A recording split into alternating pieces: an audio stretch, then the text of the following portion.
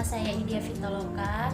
Kami mahasiswi dari Universitas Pamulang ingin berdiskusi nih tentang seberapa pentingnya asuransi ini bagi kita semua ya Kak. Iya, benar. Sebelumnya kami ingin menjelaskan sedikit pengertian asuransi ini menurut para ahli. Yang pertama itu dari Profesor Mark and Green MD, bahwasanya asuransi itu adalah sebuah lembaga ekonomi yang memiliki tujuan untuk mengurangi resiko tertentu. Lalu yang kedua itu menurut Profesor Mer and Kamak, asuransi merupakan salah satu alat untuk mengurangi risiko finansial. Menurut Kak nih, apa sih pentingnya asuransi itu? Karena masih banyak banget nih di luar sana yang kurang paham tentang asuransi. Bisa dijelasin Kak? Baik, menurut aku sangat penting karena asuransi itu kan menanggulangi resiko-resiko yang akan terjadi di masa depan. Resiko yang akan terjadi di masa depan ya Kak. Misalnya apa sih? Contohnya salah satunya aja deh. Contohnya itu sakit, misalnya kalau amit-amit ya, kalau kita misalnya sampai masuk rumah sakit, kalau kita masuk rumah sakit kan pasti biayanya gede banget. Gede banget. Nah, itu kalau kita udah punya asuransi, kita bisa tolong tuh. Bisa ketolong ya sama asuransinya ya. Iya. Bisa ditanggung gitu ya Iya, Kak. bisa Jadi ditanggung. mengurangi lah ya. Iya. Itu bisa menanggung sepenuhnya atau gimana Kak? Apa kalau sakit tuh masuk rumah sakit ditanggung asuransi, apa kita juga ngeluarin duit sebagian atau enggak? Tergantung jenis penyakitnya, karena ada beberapa yang nggak bisa ditanggung full. Oh gitu. Asuransi. Kalau aku dulu sempat berpikir kalau aku kan masih muda, terus aku masih sehat, aku ngerasa kayak nggak butuh banget sama pakai asuransi. Nah, aku yang mau nanyain tuh menurut Idia nih, siapa aja sih yang perlu ada asuransi? Tergantung jenisnya sih Kak. Jadi kalau misalnya asuransi jiwa nih, itu nggak semua orang perlu ada asuransi jiwa. Asuransi jiwa itu kan tujuannya untuk memberikan santunan bagi para ahli waris nih. Jadi bagi orang-orang yang nggak punya ahli waris tuh nggak apa-apa nggak punya asuransi jiwa gitu. Oh, itu secara umum. Kan banyak banget nih ada produk asuransi. Nah, yang aku mau tanyain itu beda utamanya di setiap asuransi itu apa aja ya? Bedanya ya Kak? Iya. Oke, aku jelasin dulu ya. Salah satunya itu ada asuransi jiwa. Asuransi jiwa itu penting banget dimiliki sama orang-orang yang posisinya itu bekerja, mencari nafkah lah. Jadi contohnya kayak seorang ayah tuh yang punya tanggung jawab buat nafkahin istri sama anaknya. Oh, kerja gitu? Ya. Atau misalnya contohnya tuh kayak seorang anak nih Kak yang membiayain orang tuanya. Kalau misalnya terjadi sesuatu nih amit-amit nih, dia lagi kerja tuh tiba-tiba terjadi sesuatu misalnya kayak meninggal gitu atau wafat lah, ada santunan tunai yang bisa dimanfaatkan oleh ahli waris nih atau orang tuanya yang bisa digunakan untuk melanjutkan kehidupan mereka gitu. Oh gitu guys, itulah salah satu alasan kenapa para pekerja penting banget punya asuransi jiwa.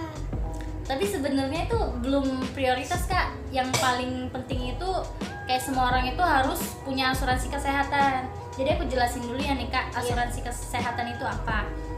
Asuransi kesehatan itu yang memberi perlindungan biaya nih, baik rawat jalan maupun rumah sakit. Kalau misalnya nih yang namanya resiko sakit kan nggak tua atau nggak muda, kita bisa sakit nih. Biaya yang dikeluarin juga kalau kita masuk rumah sakit tuh gede banget Kak. Jadi kalau misalnya ada asuransi tuh kebantu. Jadi itu alasan kenapa penting banget punya asuransi kesehatan. Nah, jadi tahu nggak sih guys, kalau misalnya satu-satunya resiko yang nggak ada batas atasnya itu ya resiko sakit gitu. Oke, Idia, aku kan mau nanya nih.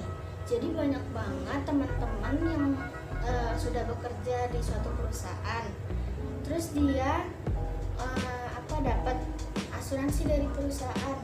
Nah, yang aku mau tanya ini, apa perlu kita bikin lagi asuransi padahal kan kita udah dapat asuransi dari perusahaan?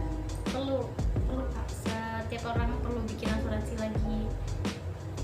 Oh gitu.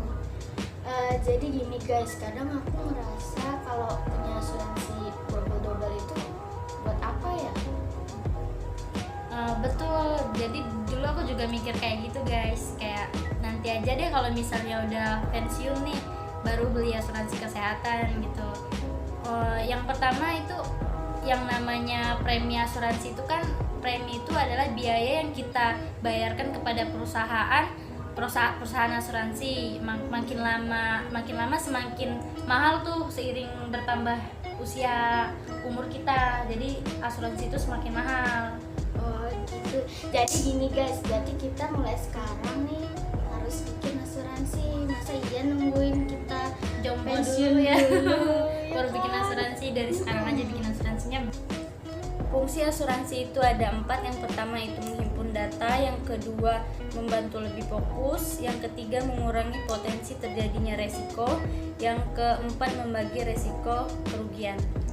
Untuk unsur-unsur asuransi itu ada 3. Yang pertama premi, merupakan kewajiban untuk membayar tanggungan terhadap pihak asuransi sebagai jasa pengalihan resiko yang mereka inginkan. Yang kedua ada polis asuransi, merupakan polis pertanggungan sebagai ganti dari premi yang sudah kita bayarkan. Pihak tertanggung akan memiliki hak untuk mendapatkan polis. Yang ketiga ada klaim, merupakan kalau misalnya nih kita mendapatkan kerugian dari suatu peristiwa, kita bisa nih mengecek resiko sudah masuk atau belum dalam pertanggungan dan sudah tercantum apa belum dalam polis. Jika sudah ada bukti, maka kita bisa melakukan pengajuan klaim sebagai bentuk permintaan ganti rugi kita yang sudah kita alami. Selanjutnya tuh kamu tau nggak bagaimana caranya mengklaim asuransi? Gimana tuh? Jadi yang pertama itu kalau misalnya terjadi peristiwa yang menimbulkan kerugian finansial. Nah itu kalau misalnya kita punya asuransi, kita bisa ngajuin klaim sesuai dengan kerugian finansial itu untuk mendapatkan ganti rugi dan manfaat dari polis asuransi. Yang kedua itu lapor ke perusahaan asuransi. Nah penyampaian laporan asuransi itu kita bisa lewat aplikasi, bisa menghubungi call center. Lalu perusahaan asuransi itu bakal minta kelengkapan data,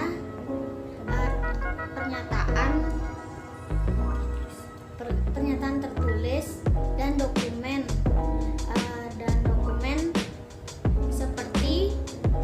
seperti foto polis asuransi. Ketiga penilaian dari perusahaan asuransi.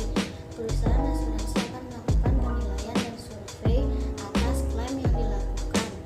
Jika klaim disetujui, maka tertanggung akan menerima pergantian kerugian sesuai dengan perjanjian polis.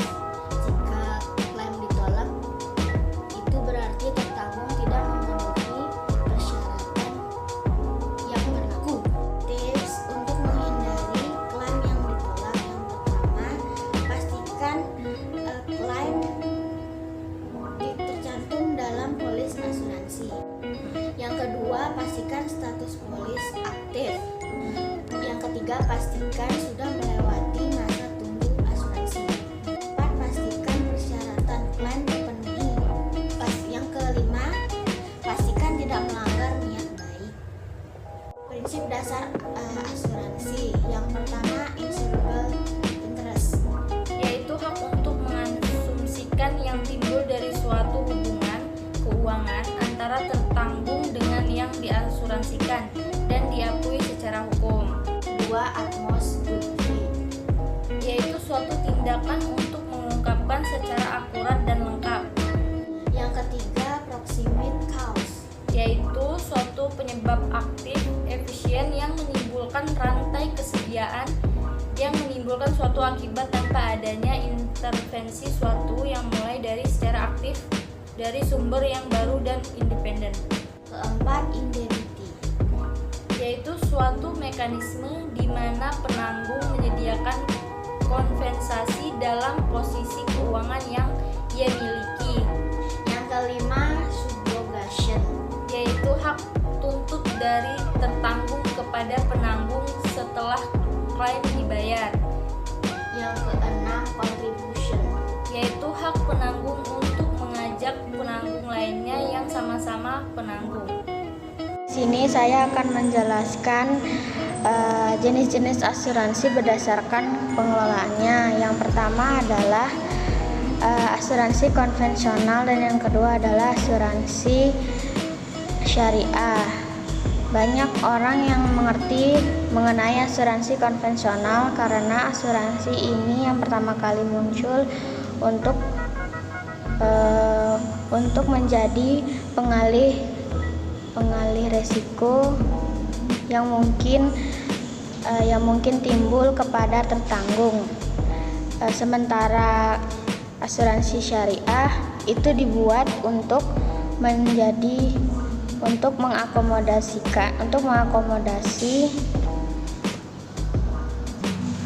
keperluan penjaminan terhadap resiko dengan nilai-nilai yang lebih syar'i. Menurut Dewan Syariah Nasional (MUI), asuransi syariah mengandung arti usaha untuk saling melindungi di antara sejumlah pihak melalui dana investasi dalam bentuk aset yang disepakati melalui akad atau ketentuan yang telah sesuai dengan syariah Islam. Saya akan menjelaskan perbedaan asuransi konvensional dan asuransi syariah. Kalau dari konsepnya itu, konvensional lebih ke pengalihan resiko dari tertanggung kepada pihak asuransi. Kalau asuransi syariah itu sharing risiko dari satu peserta ke peserta lainnya. Dari perbedaan ketentuannya, kalau asuransi konvensional itu jual beli, kalau syariah itu tolong menolong. Selanjutnya dari sumber hukumnya, kalau konvensional itu berasal dari pikiran manusia dan kebudayaan yang diperlengkap menjadi hukum positif dan alami. Kalau untuk syariah itu berasal dari Al-Quran, hadis, ataupun sumber hukum Islam lainnya. Kalau perbedaan dari kepemilikan dana, kalau asuransi konvensional itu premi dari tertanggung seluruhnya menjadi milik penanggung atau pihak asuransi. Kalau untuk syariah, premi dari peserta sebagian akan menjadi milik peserta tersebut, sebagian lain diamanahkan kepada penanggung untuk dikelola. Perbedaan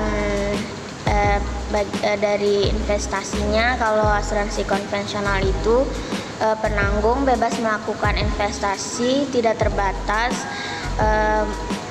halal ataupun haram. Kalau syariah itu dilakukan investasi sesuai ketentuan undang-undang serta tidak bertentangan dengan prinsip syariah.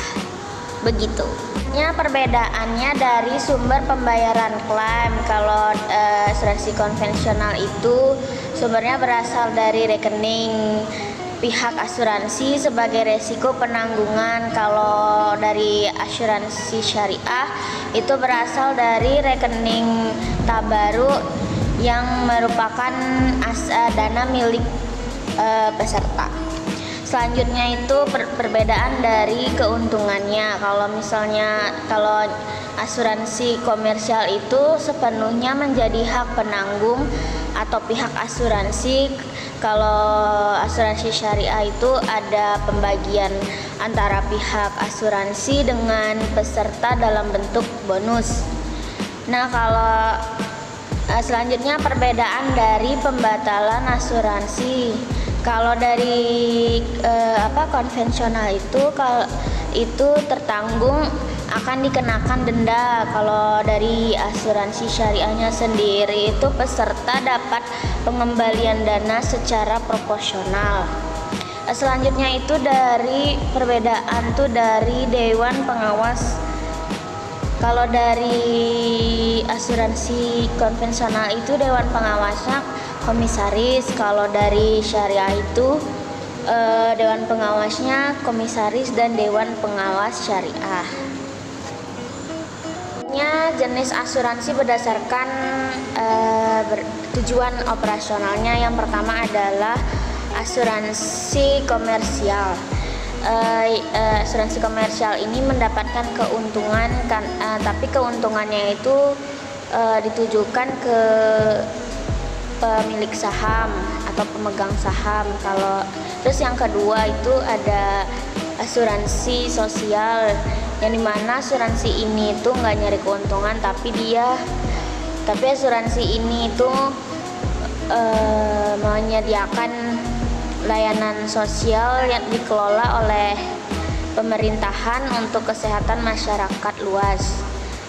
Terus di sini ada beberapa produk dari asuransi sosial. Yang pertama itu ada BPJS, yang kedua ada program pensiun dan tabungan hari tua untuk PNS dan angkatan bersenjata yang dikelola oleh PT Taspen dan PT Asabri. Selanjutnya juga ada asuransi kecelakaan di jalan raya yang dikeluarkan oleh PT Jasara Harja. Selanjutnya ada jenis-jenis asuransi berdasarkan pertanggungannya. Yang pertama ada asuransi jiwa. Tujuannya untuk menanggung kerugian finansial dari risiko kematian yang menimpa tertanggungnya akibat hal yang tidak terduga. Pemberian tanggungan biasanya diserahkan kepada ahli waris yang merupakan keturunan tertanggung.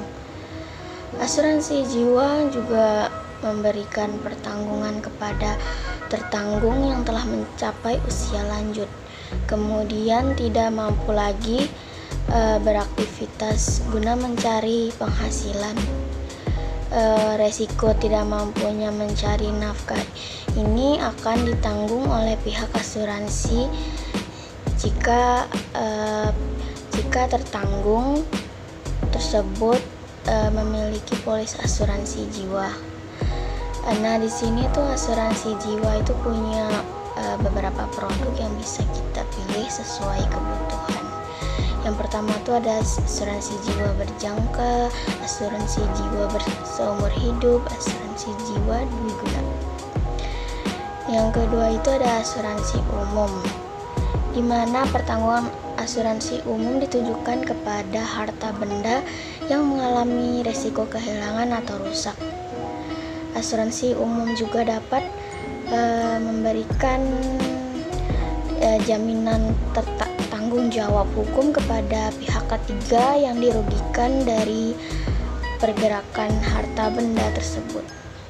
Nah, asuransi umum juga memiliki beberapa produk yang bisa kalian pilih. Di antaranya tuh ada asuransi pengangkutan, asuransi kebakaran, asuransi kendaraan motor, asuransi kecelakaan diri, dan asuransi kesehatan. Selanjutnya kami akan memberikan tips-tips memilih asuransi yang tepat. Yang pertama, melihat track record dari perusahaan asuransi dengan cara yang pertama, apakah perusahaan asuransi keuangannya stabil atau tidak. Yang kedua, apakah perusahaan tersebut bisa dipercaya atau tidak. Yang ketiga, apakah perusahaan tersebut pendaftarannya sesuai prosedur. Yang keempat, apakah perusahaan asuransi tersebut sudah terdaftar OJK atau tidak. Yang kedua itu memilih premi asuransi sesuai dengan finansial atau kemampuan kita.